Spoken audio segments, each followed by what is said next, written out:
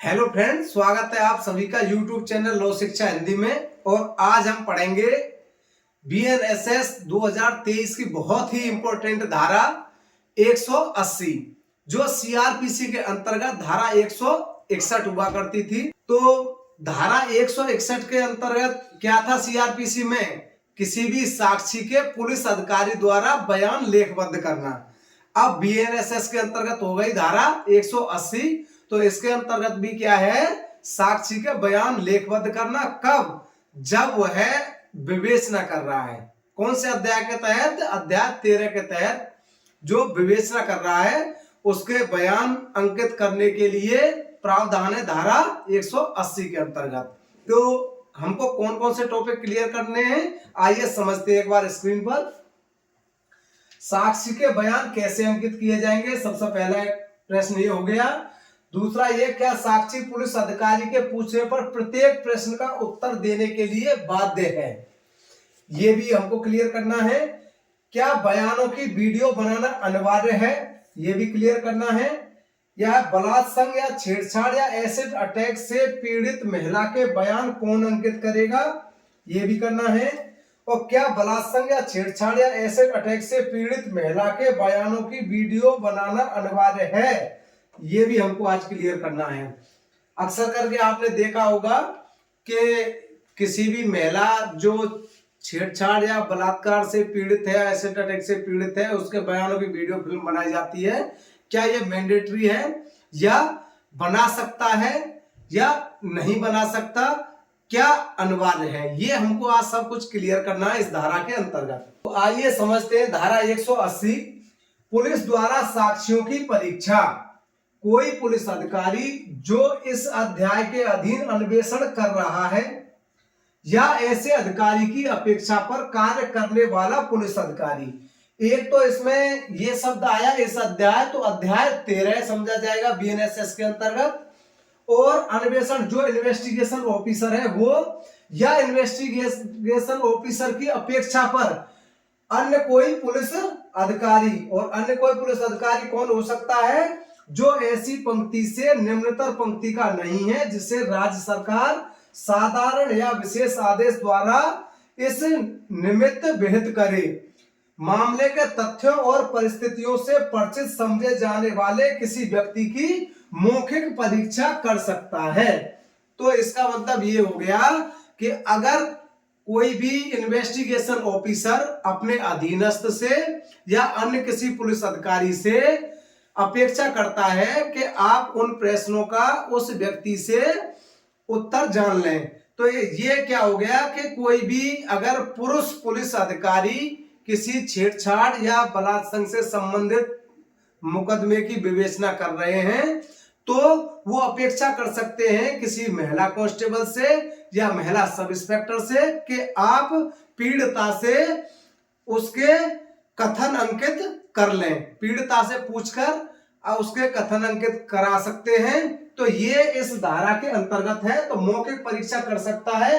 अब मौखिक परीक्षा करने के उपरांत क्या करना है, उपधारा 2 को समझेंगे। ऐसा व्यक्ति उन प्रश्नों के सिवाय जिनके उत्तरों की प्रवृत्ति उसे आपराधिक आरोप या शास्ति या जब्ती की आशंका में डालने की है, ऐसे मामले से संबंधित उन सब प्रश्नों का सही उत्तर देने के लिए आबद्ध होगा जो ऐसा अधिकारी उससे पूछता है। तो इसका मतलब यह है कि अगर किसी भी साक्षी को इन्वेस्टिगेशन ऑफिसर प्रश्न पूछता है तो प्रत्येक प्रश्न का उत्तर देने के लिए वो साक्षी बाध्य है, सिवाय कौन से प्रश्न को छोड़कर जो उसे आपराधिक अभियोग में फंसा सकता है, कि जिससे उसके बयानों से ही वो आदमी फंस सकता है। क्यों?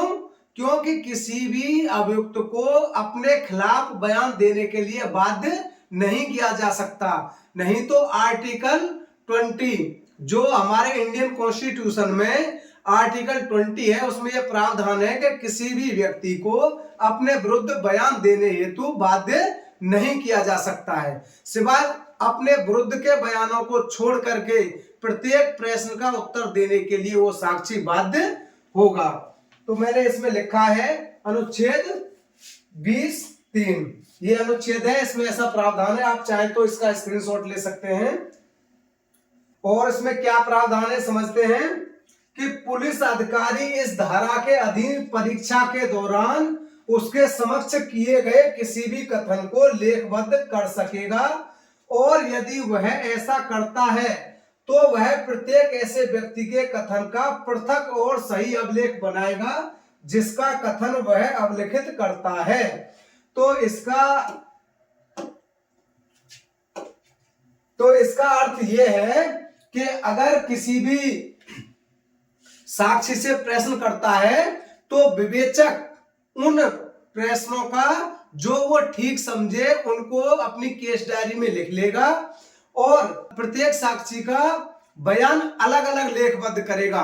ऐसा नहीं है एक ही साक्षी, जैसे 3-4 साक्षियों का बयान अंकित किए तो एक ही जगह पे कर दिए, एक ही बार उसको नहीं करने हैं। प्रत्येक साक्षी का बयान उसे अलग अलग अंकित करना है अपनी केस डायरी के अंतर्गत। और क्या है इसके अंतर्गत, परंतु इस उपधारा के अधीन किया गया कथन श्रव्य दृश्य इलेक्ट्रॉनिक साधनों द्वारा भी अभिलिखित किया जा सकेगा। इस शब्द को देखेंगे, इसमें क्या लिखा है, किया जा सकेगा। तो उसके बयानों की वीडियो फिल्म बनाई जा सकती है, परंतु इन्वेस्टिगेशन ऑफिसर यहाँ पे बाध्य नहीं है कि उसकी वीडियो फिल्म वो बनाए। इसमें शब्द क्या यूज हुआ है, मे शब्द का प्रयोग हुआ है, ना कि सेल शब्द का।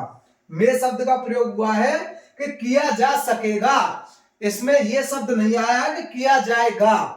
अगर किया जाएगा होता तो सेल शब्द का प्रयोग होता। तो वो स्वतंत्र है विवेचक, चाहे तो वीडियो बना सकता है चाहे तो न बनाए। और क्या प्रावधान है और समझेंगे। एक प्रावधान इसके अंतर्गत यह है, परंतु यह और कि किसी ऐसी महिला का कथन जिसके विरुद्ध भारतीय न्याय संहिता 2023 तो की धारा 64, 65, 66, 67, 68, 69, 70, 71 यहां से लेकर के यहां तक की धाराएं 71 तक ये बलात् संघ से संबंधित हैं, और धारा 74 से लेकर के 79 तक ये छेड़छाड़ से संबंधित है, जो पूर्व में 354 के अंतर्गत थी, और धारा 124 एसिड अटैक से संबंधित है बीएनएस के अंतर्गत के अधीन किसी अपराध के किए जाने या किए जाने का प्रयत्न किए जाने का अवकथन किया गया है तो किसी महिला पुलिस अधिकारी या किसी महिला अधिकारी द्वारा अभिलिखित किया जाएगा। अगर इन कंडीशन से पीड़ित बलात् संघ से या छेड़छाड़ से या एसिड अटैक से संबंधित कोई महिला पीड़ित है तो उस महिला के बयान केवल महिला पुलिस अधिकारी या अन्य किसी महिला अधिकारी द्वारा ही अंकित किए जाएंगे। पुरुष पुलिस अधिकारी उसके बयान अंकित नहीं कर सकता है। यह प्रावधान इसके अंतर्गत दिया गया है। आमतौर पर इस तरह से पीड़ित किसी भी महिला के बयान जब अंकित किए जाते हैं तो उसकी वीडियोग्राफी कराई जाती है, परंतु वो वीडियोग्राफी कराया जाना अनिवार्य नहीं है, करा सकते हैं। बीएनएसएस के अंतर्गत ऐसा प्रावधान किया गया है। तो ये थी हमारी धारा 180। आपको धारा समझ में आई हो और वीडियो पसंद आया हो तो चैनल को लाइक करें, सब्सक्राइब करें। Thank you.